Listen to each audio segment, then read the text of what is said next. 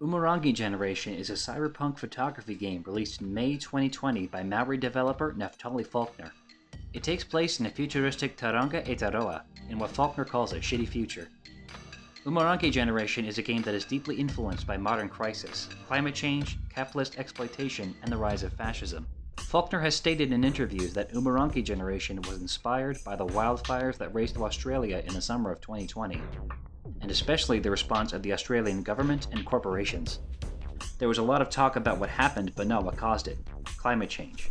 This frustration with the failures of Neo-Liberalism guides the whole design of the game. Umurangi Generation uses gameplay systems and environmental storytelling to build a consistent science fiction world which critiques neoliberal responses to climate and economic crisis. The unnamed player character is a Maori teenager struggling through late-stage capitalist hustle culture, a UN neo-colonial occupation, police violence, and governmental inaction on a looming existential threat. The gameplay consists of taking photo bounties for the Tauranga Express. The player is given 7 things to photograph and then reach the end. If a player falls off the map or hits a hazard, they spawn at a safe place, negating a fail state. The genre of photography games and the chill music encourage the player to take in the world-building details at their own pace. Unlike a film where the mise-en-scène is confined to a single rectangular window, the player is free to look at this large, multi-level diorama, frozen in time, at any angle through the camera. The player is not looking through a singular, authoritative view of the world. Rather, they are able to creatively interpret the world through photography, encouraging engagement with environmental details.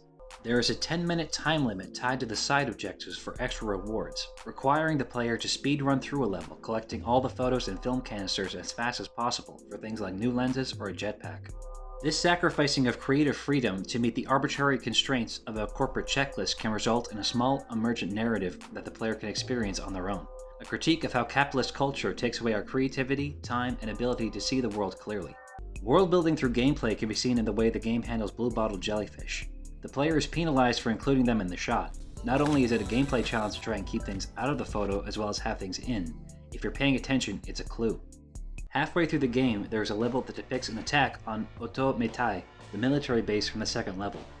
Soldiers are shooting at an unseen foe, and there are giant blue bottles covering most of the map. If you take a picture and turn the exposure all the way up, you see for the first time the monster depicted in graffiti in newspapers, a kaiju that looks a lot like those jellyfish you aren't supposed to photograph. Like how liberal media outlets report on extreme weather events without mentioning climate change, the magazine you are working for won't pay you for reminding people of the cause of the problem. You can capture the destruction or the human suffering, but not the truth. You're allowed to talk about the smoke, but not the fire. Unlike the narrative delivery of most other video games, there is no dialogue, no opening text crawl, or even a cutscene. Without guidance, the player is forced to determine the setting and narrative through embedded environmental storytelling. The framing of the photography game allows Umurangi Generation to fully invest in this kind of hands-off storytelling. The walls that surround the city and the fighter jets screaming overhead should be an early clue that this isn't just a fun game where you can take selfies with a penguin. In Kadi Kadi, gunfire can be heard in the distance while signs advertise services to soundproof your home. Neoliberalism can't solve the problem, but it can sell you a way to ignore it. The UN is held in contempt by the population, and the giant robots they throw at the monster problem are woefully insufficient. In Umurangi Generation, there is no challenge curve. The player does not get better at fighting or solving puzzles. The player gets better at seeing, at drawing connections between these disparate points of information to build a cohesive whole. Depending on how skilled the player is at noticing the world building, the fact that it's a story about the end of the world will either be a surprise or seem like the natural consequence of the inadequate policies of a neoliberal society that prioritizes profiteering from and deflecting responsibility for the crisis it creates over the lives of its citizens, settler or indigenous. Umurangi Generation draws on Maori culture as a source of beauty, strength, and resistance. Faulkner is from the Nagai Terenga Iwa tribe of the Maori people and ties that perspective into the game. The name Umurangi is Te Roa for red sky, a reference to the effect of the Australian wildfires that caused an orange haze to hang in the air for miles around. The names of the levels give the Te Roa names for places, in an act of linguistic reclamation. The feathers of the extinct and sacred hua bird are constant motifs. Through the use of the hua feather in graffiti or in the costumes of the characters, Umurangi Generation displays how artistic expression ensures the survival of indigenous knowledge and culture. The hua are gone, but the feathers and what they represent are treasured and passed down through the generations to this very day. The world may be on fire, but young people still dance, form connections, and make art. They survive. This may be an apocalyptic story, but the Maori have endured the destruction of their world before. In the face of this indigenous resilience, the bleakness of the original ending conveys, if not hope, then solidarity.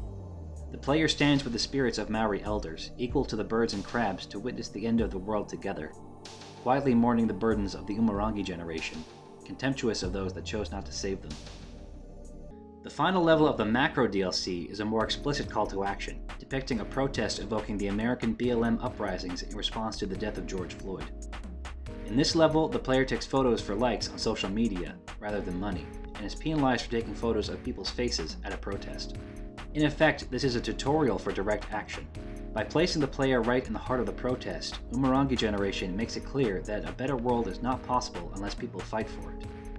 Umurangi generation accurately conveys the staggering collapse of Neo-Liberalism through its world-building, but through its embrace of player expression and indigenous frameworks, it shows us where the tools to build a new world may be found.